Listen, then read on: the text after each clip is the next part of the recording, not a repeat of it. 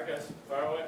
Frank, you've been in the Super Bowl before. What is the best way to handle the preparation here and then what you know to expect next week? Just keep doing the same thing you've been doing. Stay focused on the task. Just keep doing, what you've been doing. Don't change nothing. Don't, switch up too much. Don't invite any more, too many more people. I mean, I know it's a Super Bowl, but, just try your best to keep everything the same. At least that's what I'm doing. Is that possible next week? I think it is, I think our coaches do a great job of trying to, mimic the environments that we are in at home, meaning Kansas City, to try to keep it all the same. With family especially, I think that's kind of on us usually.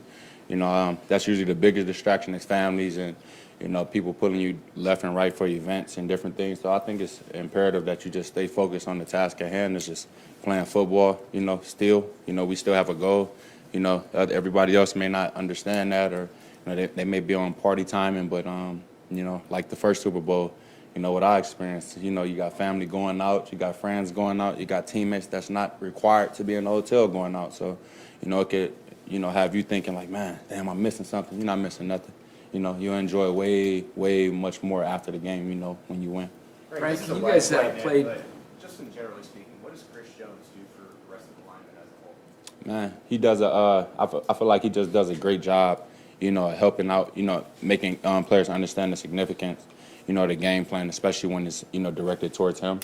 I feel like he opens up a lot of opportunities for a lot of those guys inside, especially when he's, causing so much attention to come his way, and things like that. We speak on it and we harp on it a lot, with the interior guys, we're like, yo, Chris getting this, this double team, or, if we know the slide's coming this way, we got to take advantage of that, take advantage of a lot of things. So on that note, I'll be able to talk to you more about it after the Super Bowl.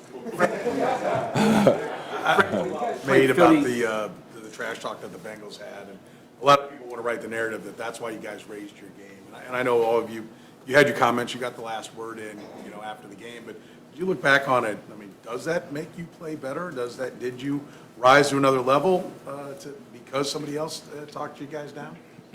I feel like, to a certain extent, certain players did probably. If you know me, man, I kind of play the same type of way usually around this time. And it's like one of those things, like, you just got to know who you playing with. I mean, you got a team who's, speaking on certain things, and they speaking on running the AFC or different things like that to that extent.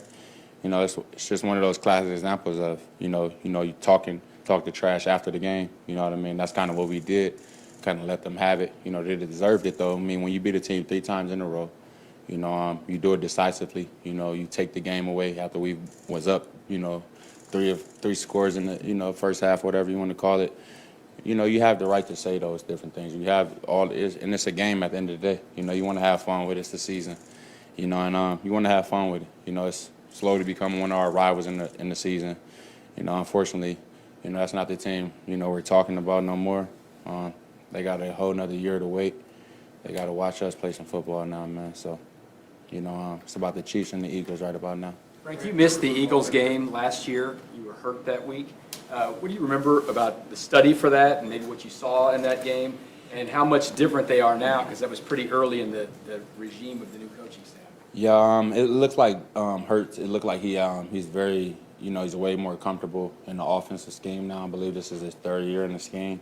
2-6 didn't play last time. I think they have 14 at running back.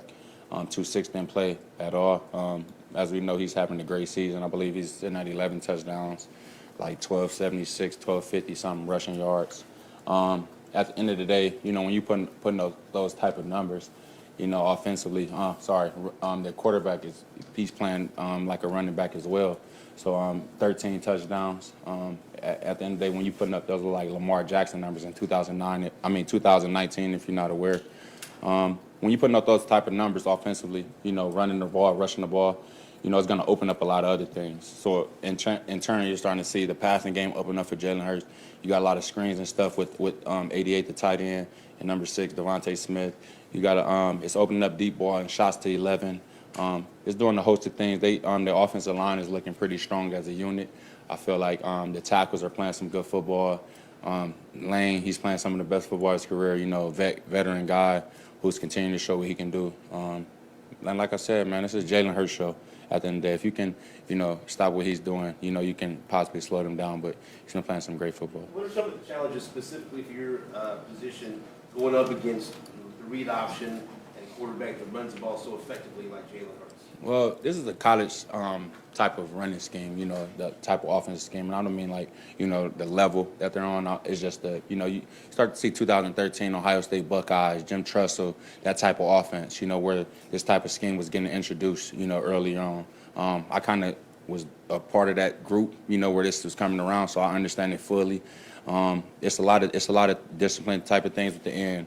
He's kind of coming out keying. If you remember back then, Jim Tressel, he used to actually always key to the ends. It was a defensive end. He keyed to defensive ends. Watched the defensive ends. They were disciplined. If they stayed on the line,